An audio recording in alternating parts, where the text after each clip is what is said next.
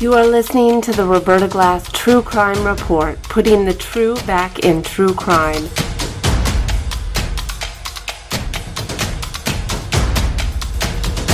From New York City, Roberta Glass is now on the record.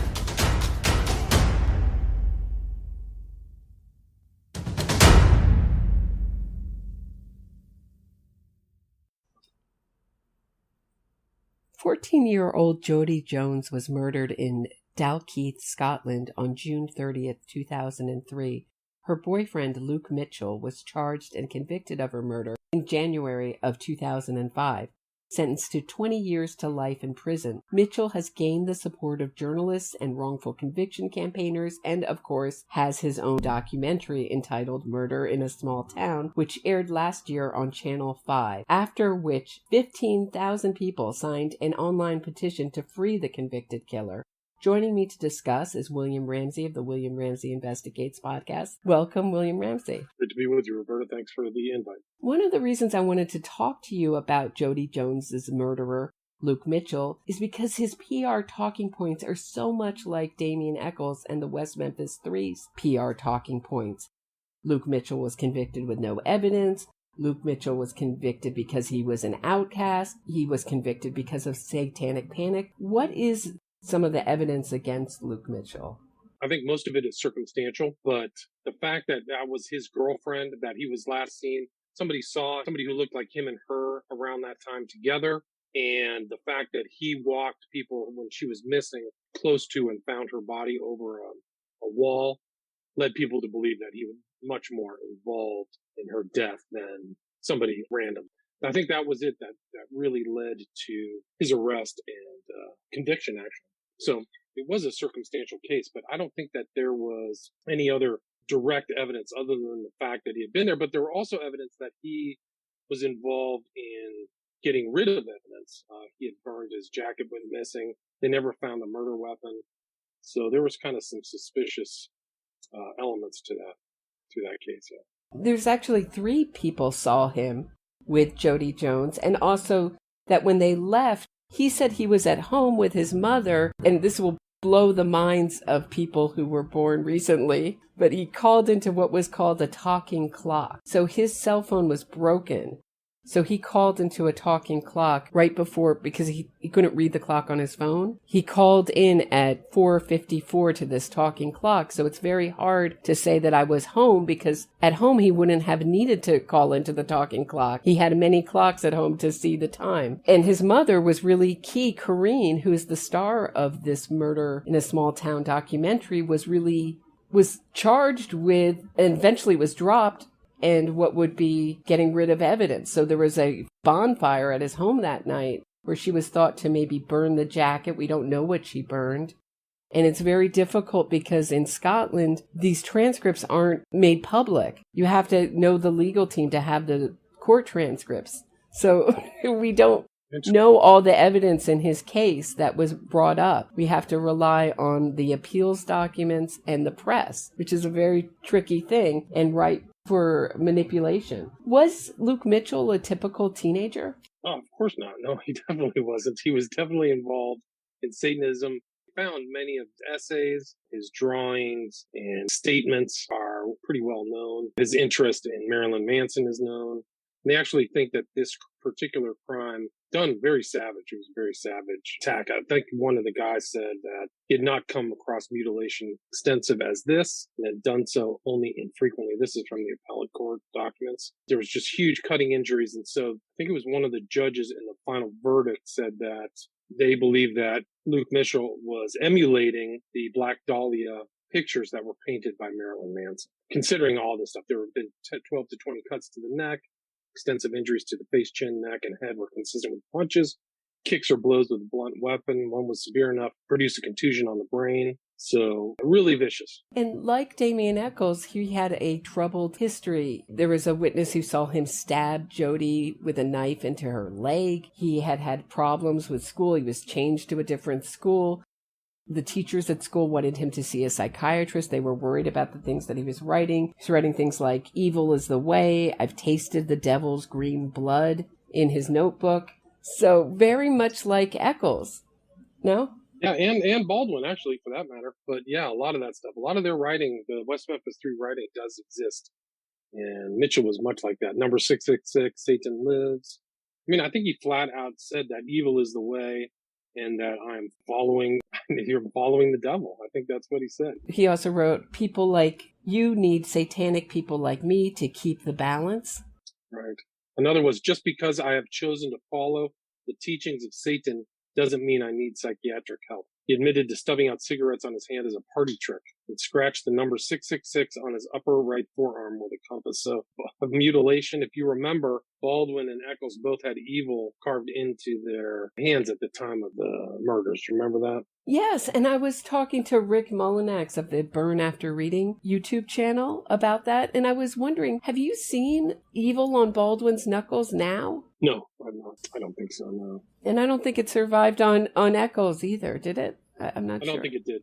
Echols now has some kind of like cult, pagan lettering on his knuckles right now, or on his fingers. But if you remember, at the time of the original murder, May 5th, 1993, he had that pentagram on his chest and was mentioned in court. They asked him about it on court. So was this satanic panic in the murder of Jodi Jones? Do you think that his interest in Marilyn Manson was convicted It's a him? causative factor. I think it's a causative factor. I think if you take Satanism out of both trials, there's still enough evidence to convict. So I would say, if you want to look at motive or what people are thinking, that might be it. If a jury wanted to consider that, I think that his interest in Satanism was something that he was emulating in this murder, in this death, this Black Dahlia murder. Well, they make a big point of saying, well, there's no evidence that Luke Mitchell ever saw this picture of the Black Dahlia. Right. There's no evidence of that, but they know that he bought the Marilyn Manson DVD, The Golden Age of Grotesque, 2 days after she died. So there's some interest, right? Right. Yeah, it's just this idea that nothing that we consume affects us or says anything about us. I mean, if your two favorite bands are Marilyn Manson and Nirvana, I'm going to think that you're probably pretty angry. Yeah, I would say so. But he also had something that Echols didn't, a habit of collecting his urine in bottles. So when they searched his home, they found 20 bottles of urine under his bed. He was just storing up bottles of his urine. Very odd. So strange. But also what was similar is his relationship with his mother. Echols had a meshed relationship with his mother, and so did Luke Mitchell with his mother, Corrine. Echols' mother was willing to lie for him and give him a false alibi. Corrine was willing to lie and say he was at home. Also, his brother, which is not seen, his brother Shane also lied for him. He said he was home. Right? Home. I watched him make mashed potatoes. And then later, his brother Shane had to confess that he was watching pornography and masturbating, and he wouldn't have done that had anybody been in the home.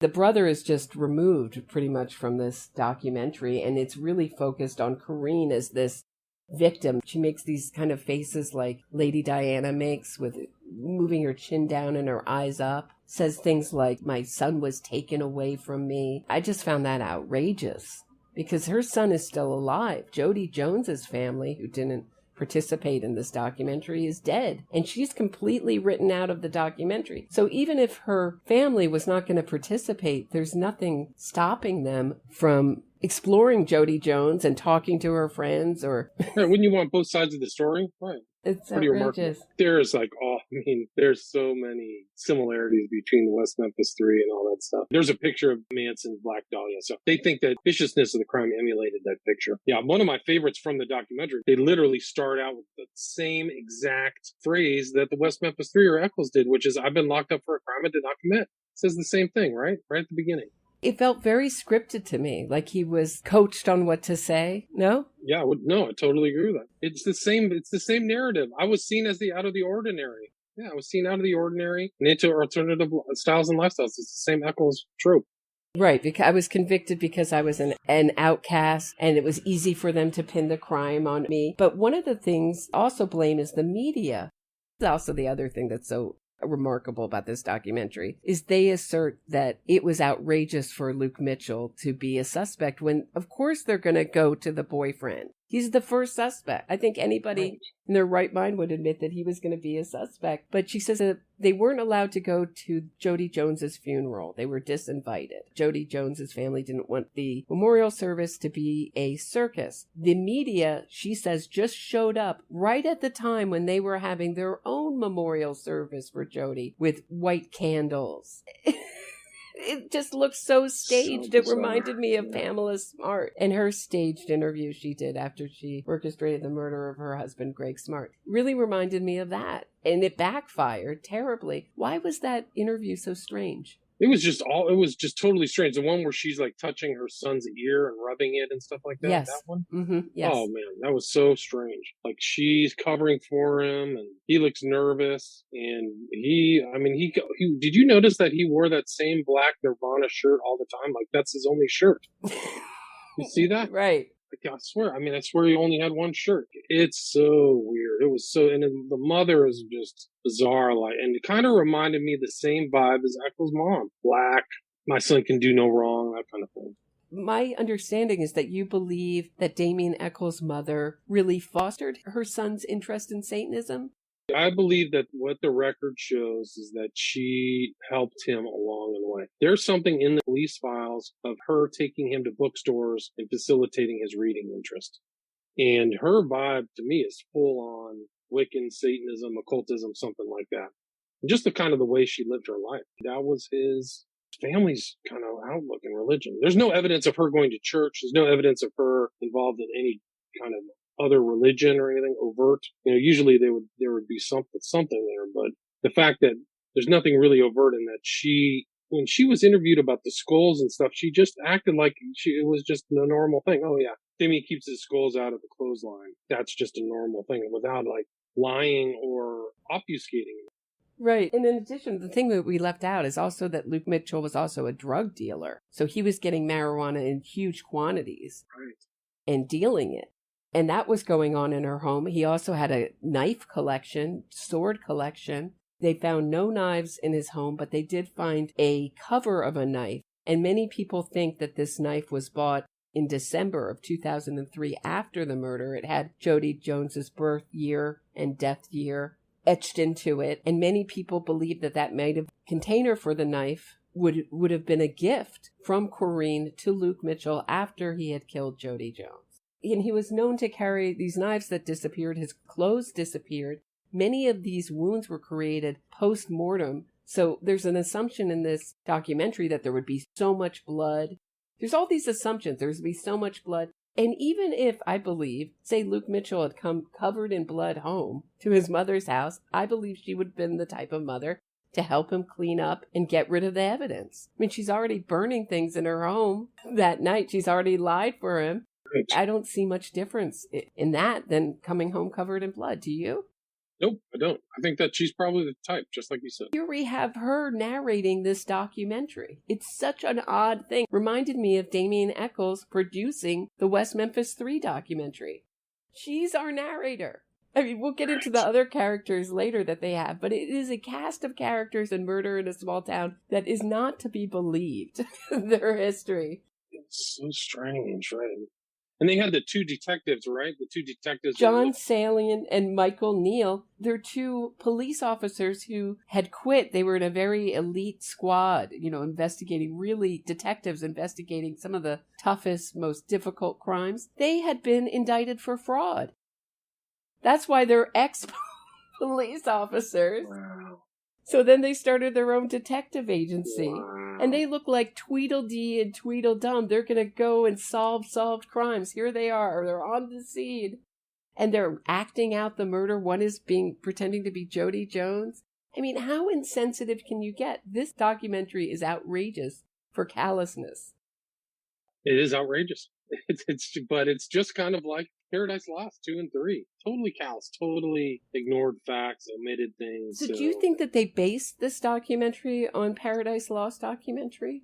I never saw the evidence for that, but I wouldn't be surprised. Did you get the sense that was the case? Yeah, I mean, I think we have Sandra Lean, she's a doctor, academic PhD, right, and she has a background in hypnosis. She comes off as like a kindly aunt, but she's so seductive and you really want to believe her and trust her, but the things that are coming out of her mouth I know to be untrue. For one, she says there was no DNA of Luke Mitchell on Jodi. Well, that's untrue. We know that's untrue because there was DNA of Luke Mitchell on Jodi Jones's, but they agreed to not use it as evidence because they were in a relationship. That would have been expected. He was over there that weekend. Right. I think they found DNA on his clothes too. Looks right in the camera and lies. So, but they put that out and they keep saying there's no scientific evidence. And so if that's the case, then just release Chris Watts and release all the people who are convicted without DNA evidence. I think that's what they mean when they say no scientific evidence. No. Yeah, no, that's strange. Everybody who confessed, everybody who pled guilty, just release them because they weren't convicted scientifically. It's a new defense, and that was not used in the West Memphis 3, although it was used later on when they tried to push this DNA, this kind of general DNA, this idea that here's the scientific evidence and all the rest of the evidence shouldn't be looked at. I don't think they ever used that phrase, no scientific evidence, no? No, I don't remember that. No, that documentary. Something else. And they're still out there. I mean, I just saw a video of Sonia Fulton, Scott Forbes talking about how this is a travesty of justice. Luke needs to get out. It's amazing. The fraudsters are out. They're out in force. Sandra Lean has already promoted the innocence of, I want to say his name is Adrian Prout, who killed his wife, and Simon Hall. Simon Hall was a character who killed an elderly friend of his mother's. It looked like he was going to overturn his conviction. He confessed and then killed himself. He's featured in her book, No Smoke. There's a big chapter on his wrongful conviction, eventually confessed. So once you're wrong twice, I would think that you would lose some credibility, but apparently not. You just move on to the next one. What do you think her motivation is? Money and fame. And also, and it's so interesting to hear them on YouTube. Scott Forbes is almost, for an American ear, almost impossible to understand. But the things that I do understand him saying is that he wants to sue everybody who disagrees with him. Sandra Lean has called us all guilters, that we're terrible people trying to hurt a cause that they're trying to do good. Guilters, trolls, horrible people, basically, is what she's insinuating that we are, anyone who disagrees with her or shows up. Sandra Lean and Scott Forbes, who has a book now about Scott Mitchell, have really become like a pair.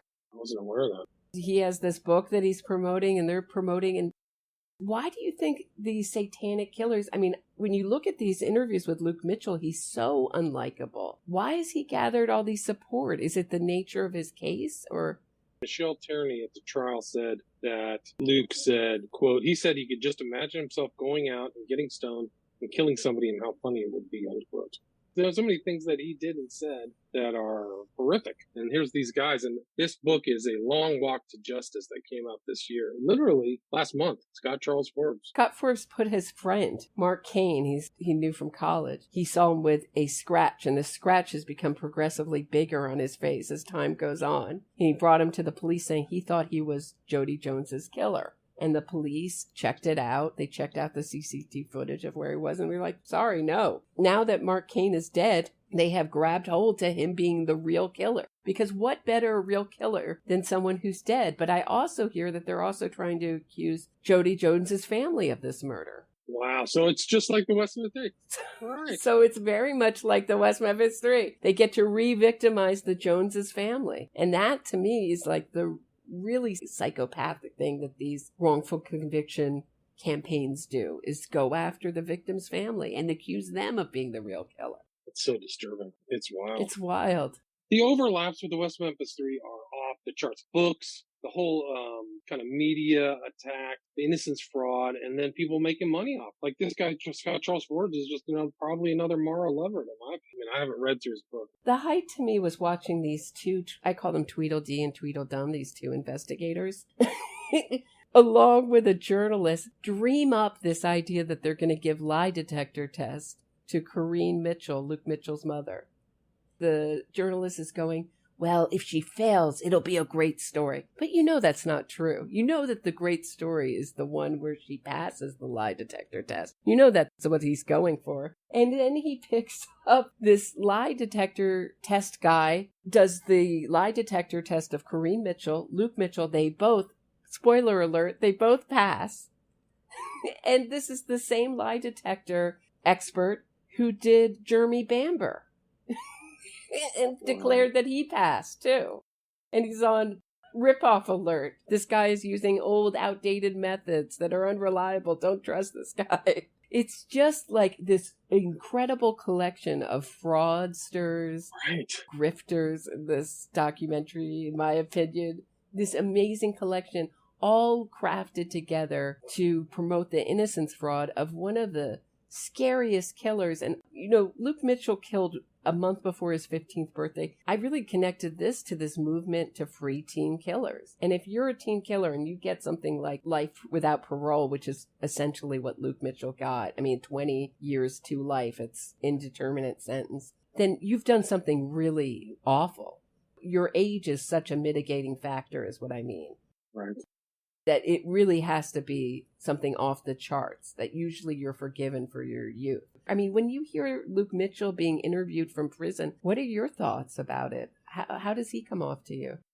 Guilty, just like Echols. Lying still, grifter, trying to elicit sympathy, baloney, lying about it. What do you think? Do you think Luke Mitchell's better liar than Echols, or about the same, or worse? Opposed to Echols, so I think for me, worse. I think worse. I think that...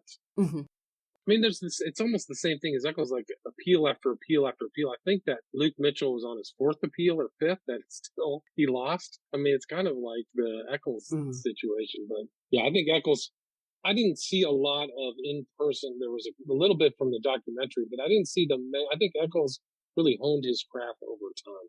So I think that he was much more skilled at deception. I think that he's not a very good liar. I think Echols is a very smooth liar. I find him more convincing than Mitchell. But Mitchell has these dead eyes. And the other thing that they do in this documentary is Corinne Mitchell says, my son got a lot of criticism for not being emotional. So his girlfriend just got murdered and he's giving this interview. I think there was one tear maybe that came out and she said his lips were blue. What does that mean? He just has this flat affect. Every interview I've seen with Luke Mitchell, no?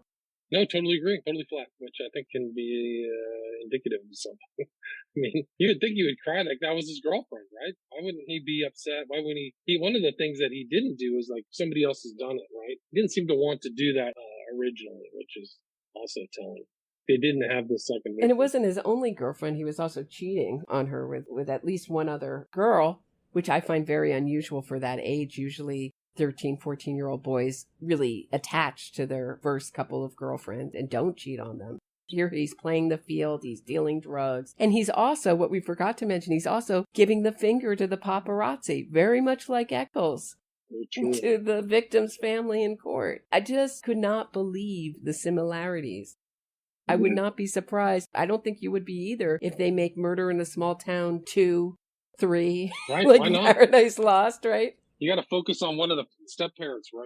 That's the next step. That's probably the next step in their playbook. Go after Jodi Jones's dad or mom or the creepy step-parent.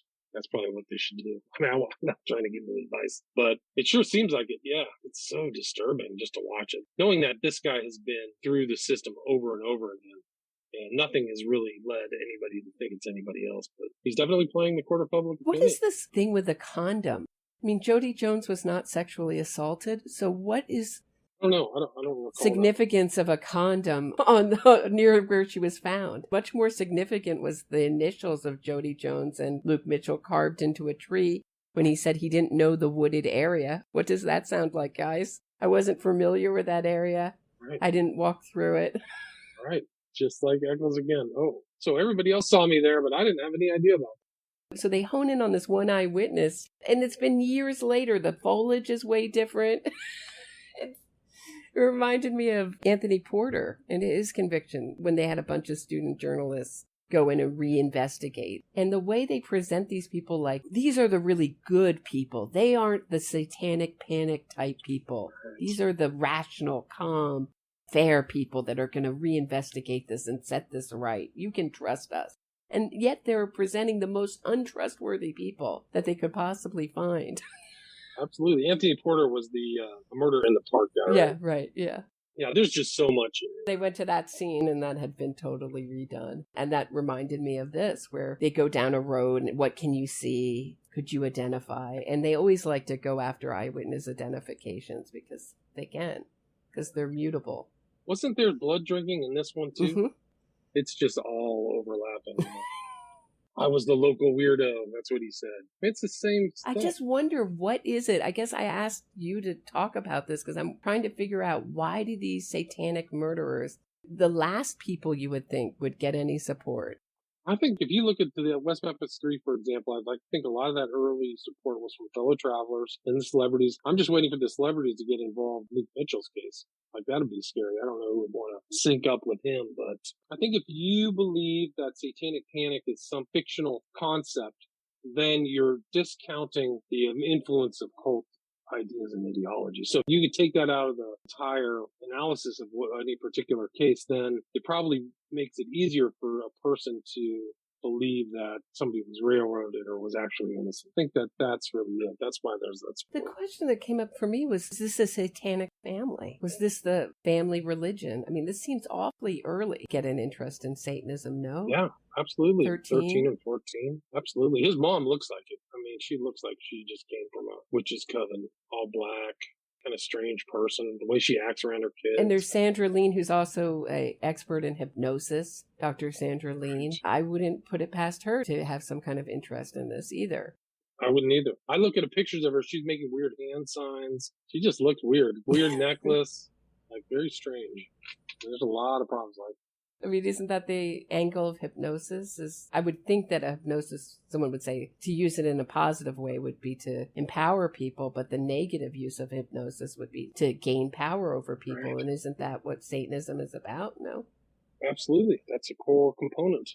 Power over people, manipulate people, lie to people. This Luke Mitchell case is really disturbing. When you pointed it out to me and I was reading through, I just like, ding, ding, ding, ding. All West Memphis 3 things again. Get ready, because, William Ramsey, because they'll paint us as the devil. Anybody who speaks up about this is immediately labeled a troll, a hater, negative person who's trying to stop a campaign trying to do good. That's the way that they're going to paint it.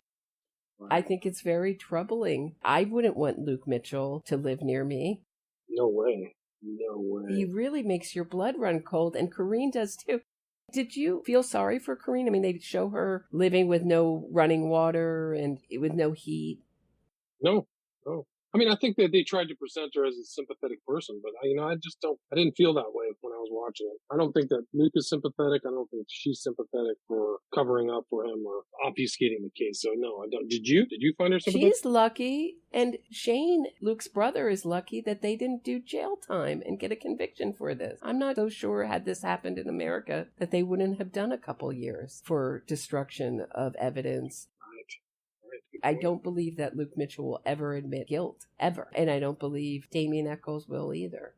Not anymore. I mean, I know he's already confessed, but I think they're so invested now in this innocence narrative, and so many people are jumping on the bandwagon, journalists. And there's a very interesting moment with that journalist Bob Smith, where he says, I'm interested in miscarriages of justice, and then he corrects himself and says alleged miscarriages of justice.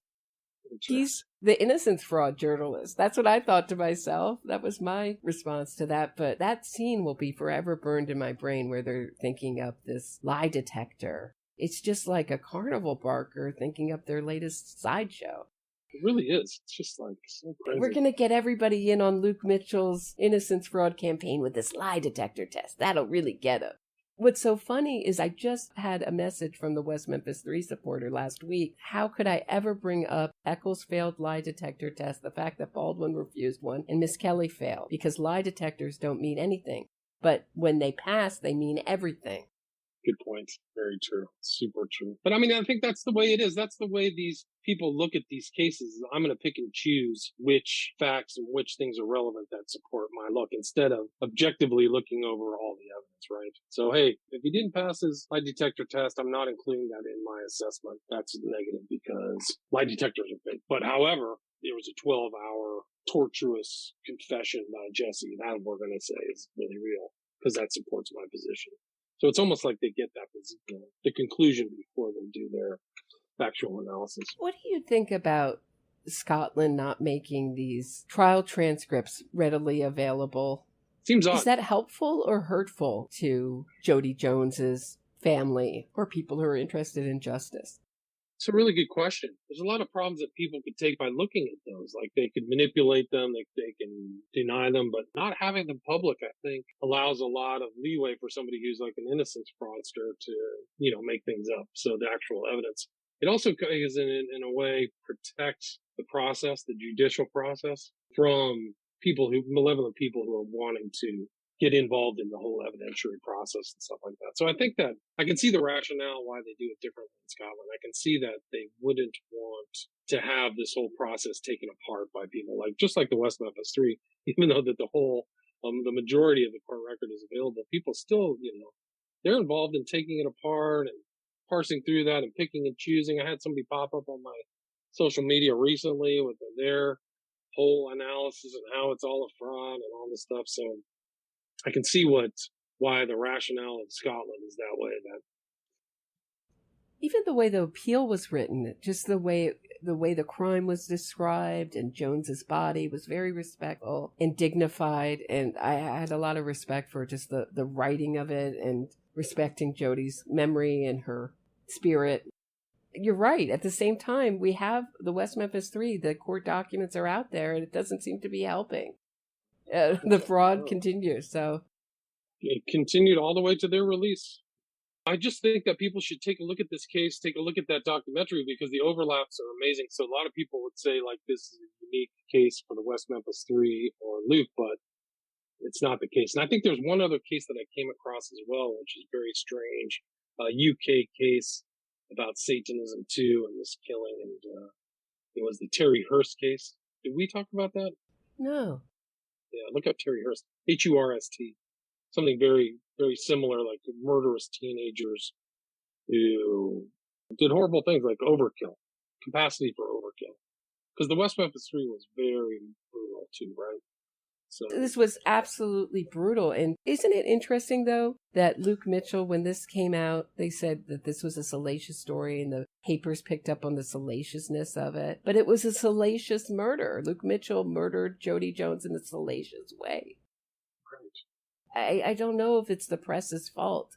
I don't think so either. I mean, it's the same thing with the West Memphis Three. Look at this vicious killing. Is it really the press's fault to take an interest in this very grotesque murders? Can you blame them? But isn't it interesting that this campaign didn't start till almost 15 years, at least 15 years after he got out, when the public had started to forget how awful it was?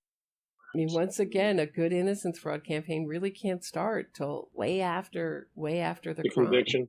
Yeah, way after. Things change, trees grow. Right. You can go over to the, Robin Hood Hills. It's just a vacant lot. It's empty. They tore off all the trees, leveled it. It's gone. Wow, I didn't know that. Yeah, it's just an empty field right now. So when everything goes cold, then people start getting all this. I'm going to try it in my own mind. Oh, you weren't there. You weren't. That's why you have the courts. That's why you have judges and experts, evidentiary rules to go through, and a jury, really. Well, get ready for the pushback, William Ramsey, because they're going to call you everything but a son of God. It's okay, because I went through it 10 years ago. I still go through it. You really did. Appreciate it, though. Appreciate your book, and I appreciate you. Thank you so much, William Ramsey. Thanks. Where can people find you before you go? Almost 750 episodes on my podcast, William Ramsey Investigates, 5 books, which you can order some of them at my website, William Ramsey Investigates, 5 documentaries on Vimeo. I'm around on social media. You've been at this a long time. 750 episodes. Wow. That's a lot of work. Wow. It's a lot of me being interviewed too, so it's not just me interviewing people. So if you want to see my, audio about my thoughts about my own work, there's a lot there. William Ramsey, thank you so much. Thank you.